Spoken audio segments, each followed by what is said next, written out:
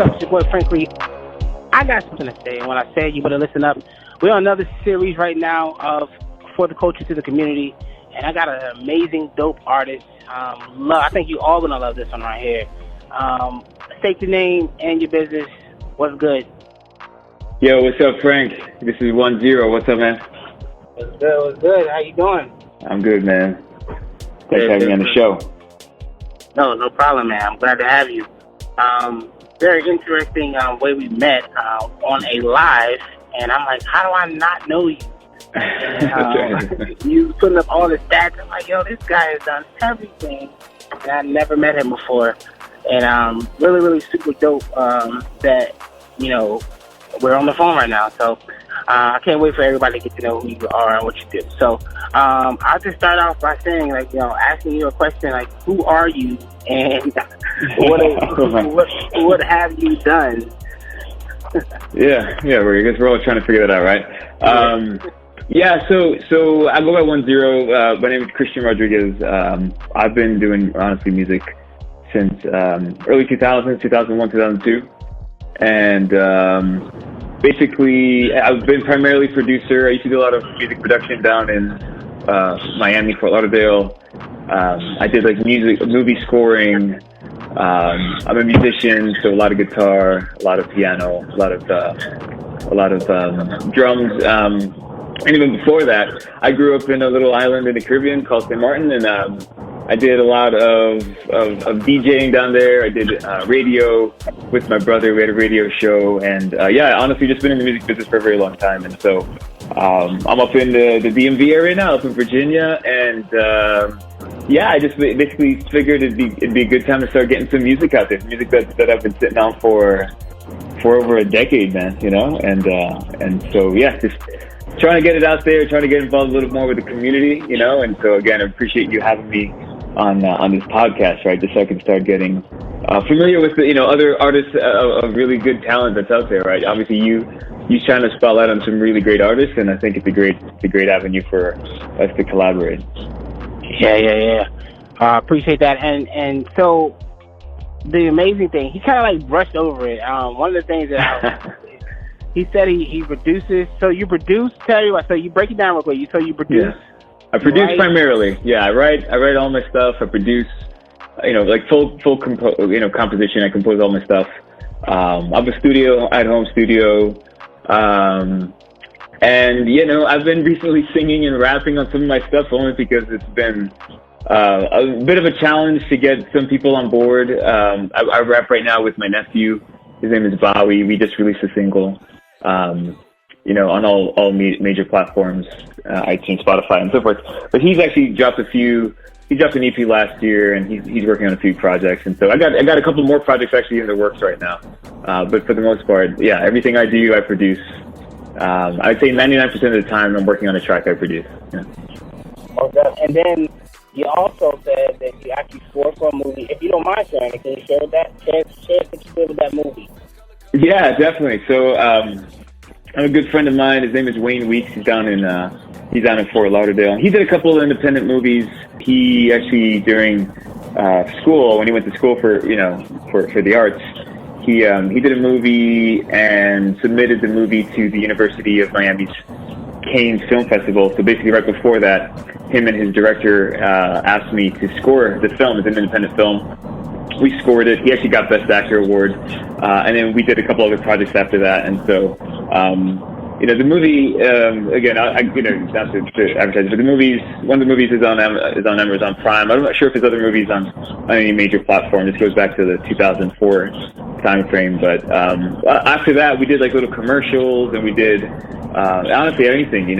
We did a lot of projects that included film and using some really great music for a variety of film projects. In fact, right now I'm working on a project where some of my music is going to be used for a documentary that's being filmed. I'm not at liberty to say the name of the documentary just as yet, but we have a couple of tracks that are being part of this documentary that is being held by a major publisher, right? So that's a pretty exciting project.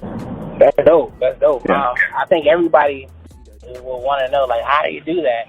We're not gonna get into that.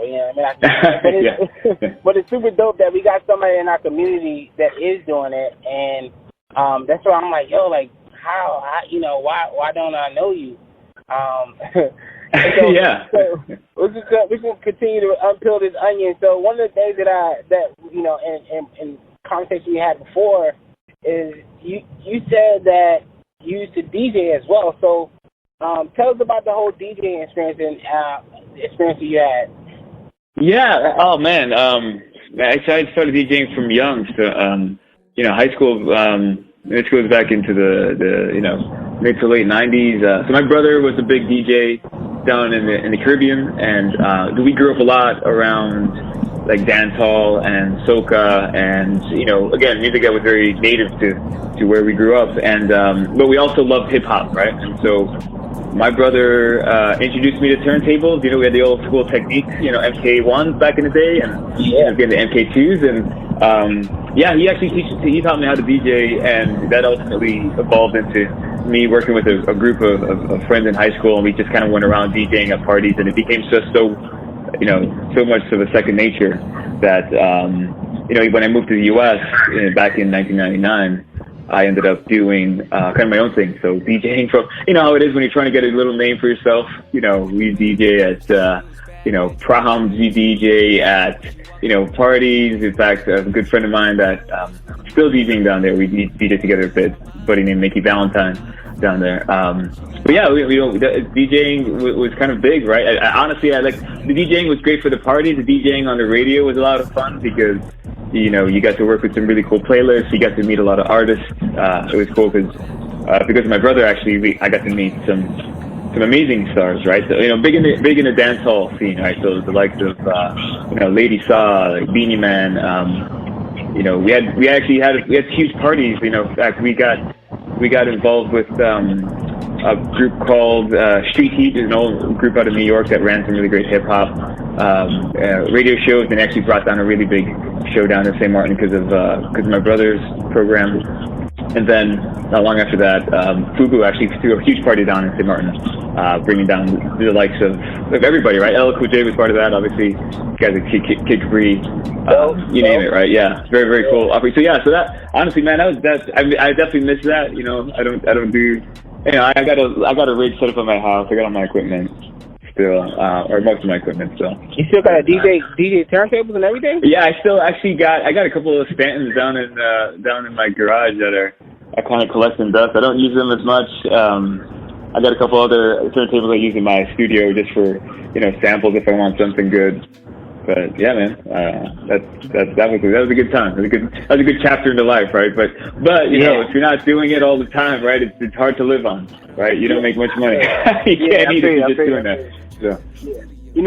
I was looking at something earlier last year, but they're saying that the turntables, like old school turntables, coming back, and everyone's, a lot of DJs are really kind of like, they miss the art of DJing. Yeah, definitely.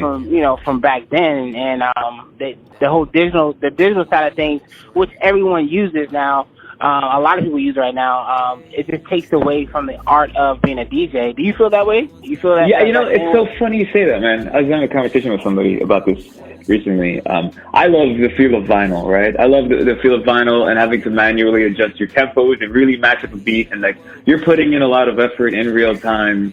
And you're trying to mix in real time without, screwing up the dance scene, right? And so you're right. It was a very big art of knowing, knowing where your cues were, right? That was all manual, right? So then you put a little tape, on the inner portion of the, of the record, right, in the label portion to understand where your cues are, the art of scratching. And that's still around, but to your point, right, it's a lot of it is intermingled with a lot of digital software, right? And so a lot of times the software, it's interesting, man. It's a conundrum because the software simplifies things like beat matching and the ability to switch from song to song, and it really makes your life easier. But at the same rate, you can get pretty complex with some of the new technology, right? Where some of the more recent and upcoming DJs are doing a lot of like on the spot beat making.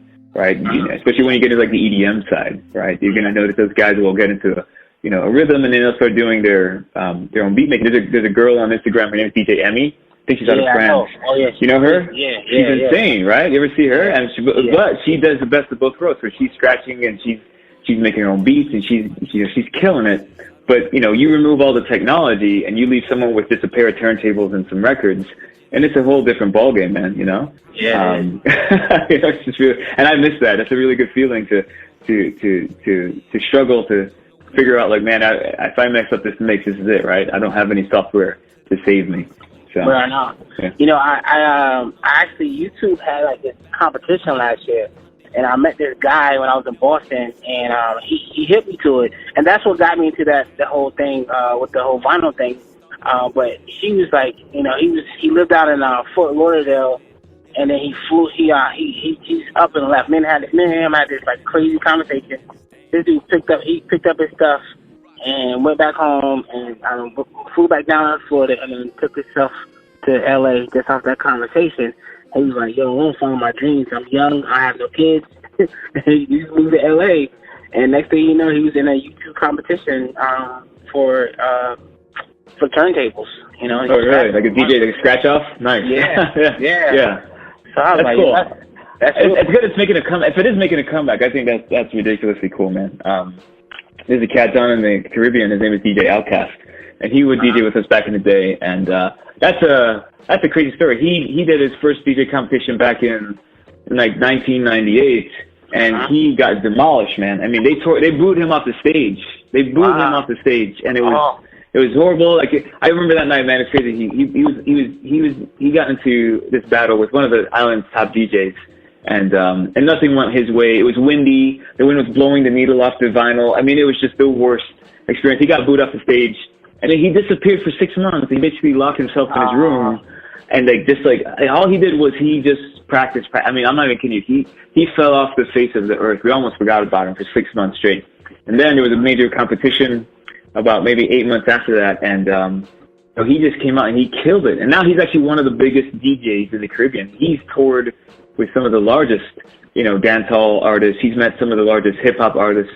You check him out on Instagram. He's just huge, right? And again, that's a story of someone, that again appreciates the art and just took it to the next level, right? I don't think you get too many people that got that type of ethic these days, right? They would lock themselves away to perfect their art, right? And their form and their technique, and then basically re-enter, right? I mean, we all fail, right? I get it, but there's somebody that really took it to the next level. So yeah, he's one of the biggest names out there now. Yeah, that's dope, man. That's a dope. Yeah. Oh man. Yeah, he's a cool guy. Yeah. That's cool. That's what's up. Okay, so we talked about everybody else. I'm coming back to you now. All right, so you did the DJ. You produced the DJ. I've seen, I've heard your music. Right now, you're. What are you working on right now? Yeah, so we just dropped a single called Molecule, me and Bowie. So I produced this track a few months ago, and he did the vocals. He's up in Milwaukee right now. And so we just dropped that single on Spotify and iTunes, all the major platforms. Right now, I want to expand that, right? So that's kind of my first approach to getting some music out there on the major platforms. So right now, I'm basically working on a full album, basically a dozen tracks, right? I'm going to put onto this album. I mean, there's some really good stuff on it, man. I mean, I'm not gonna lie. Just, I'm always big on the production, right? If anything, the production. I'm not gonna tell you, Frank, that I'm an artist in terms of, I'm not a professional singer. I'm not a professional rapper. You're not gonna hear me, spitting bars like Twista. I'm not gonna be that guy, right? But I do have a vision, right? When I do my music, I'm not just a beat maker, if that makes sense. You know what I'm saying? Like, I'm not just throwing together beats. Like, when I do a song, I have a very specific melody of how things should go. And I'm always big on collaborating with artists that want to sing on a track. And I would say, hey, listen, if you have something you want to do with this, go for it, right? But here's how I was thinking this song should go. And it's been collaboratively, it's actually been really good. It's a little different with rappers, right? Because I basically give them the track. I say, hey man, can you put 16 bars down? And they're like, hell yeah, I'll tear this, I'll tear it up, and they do it. So, right now the goal is to get the album done basically by July, to have it released on the weekend of July 4th. and getting out there again. About a dozen songs. A few I've let some previews on. Obviously, I've sent you a couple previews of some stuff that I'm working on, and I think I sent you one this morning, right? Even so, So there's a lot that we're working on, and again, the goal is to get everything completely, mastered out and released by the summer. Oh, definitely. Right around the corner. I can't wait. So one of the things that I do appreciate about you is, getting my words straight now, is that you're a complete artist. So that's what you're saying. You're a complete artist. Most artists don't really. It's just like, they don't know how to do it. You know how to do one thing and that's it. And I'm always like telling people, you got to be able to learn and teach yourself. Get around people who might know more than you and develop yourself as an artist.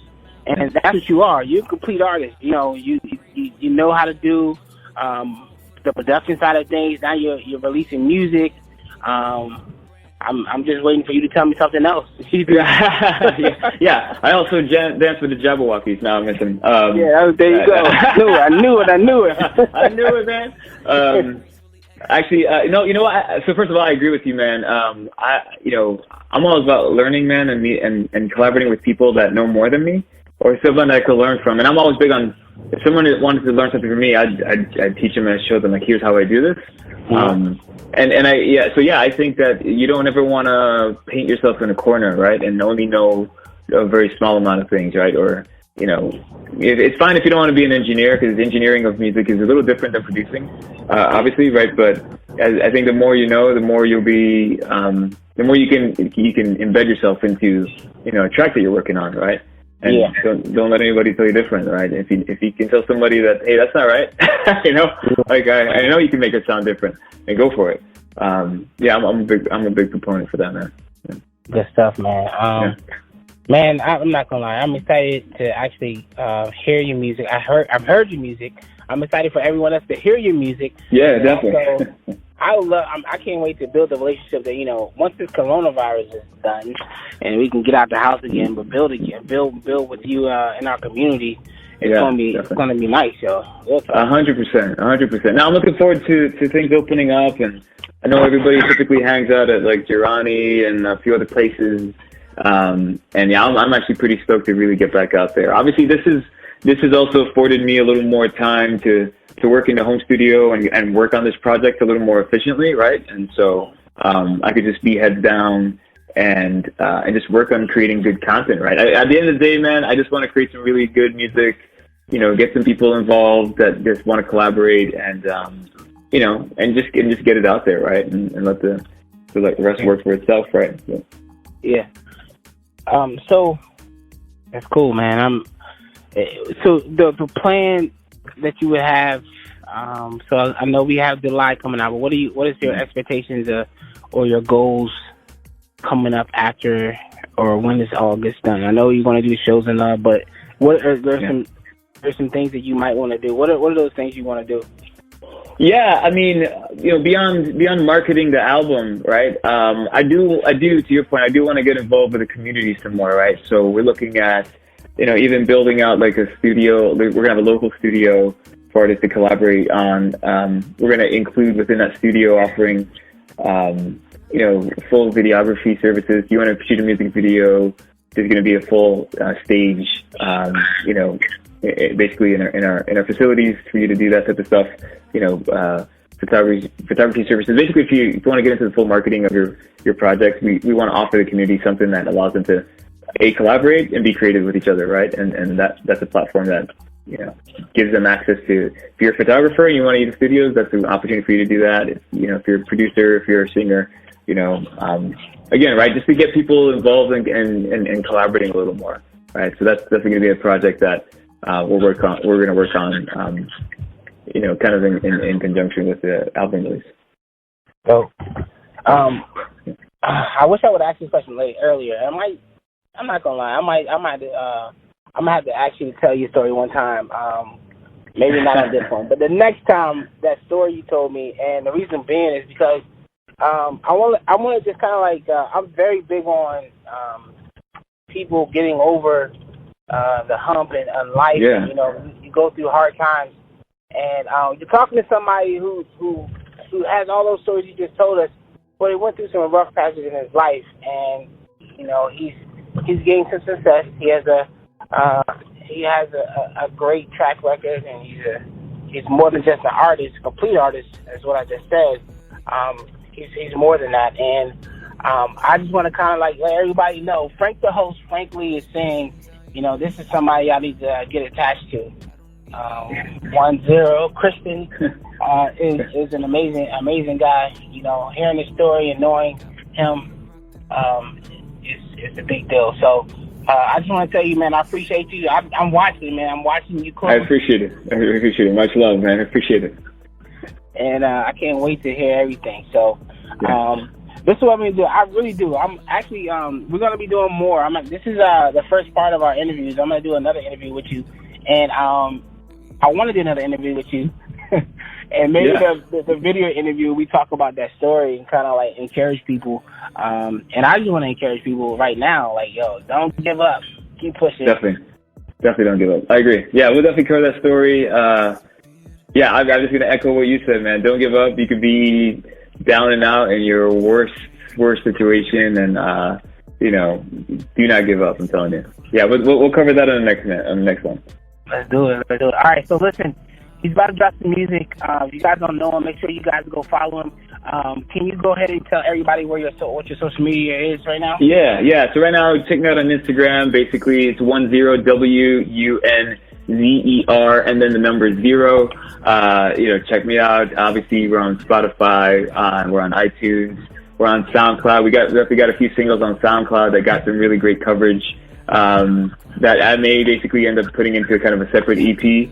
But yeah, check us out, and I'm looking forward to getting the music out. And more than anything, I really appreciate the support, and I appreciate the spotlight, Frank, man. So thank you very much, man. No problem, man. Thank you so much. If no one told you, we want to tell you guys we love you. Thank you so much, 1-0. You have a great one. You got it, man. Let's see you. Peace.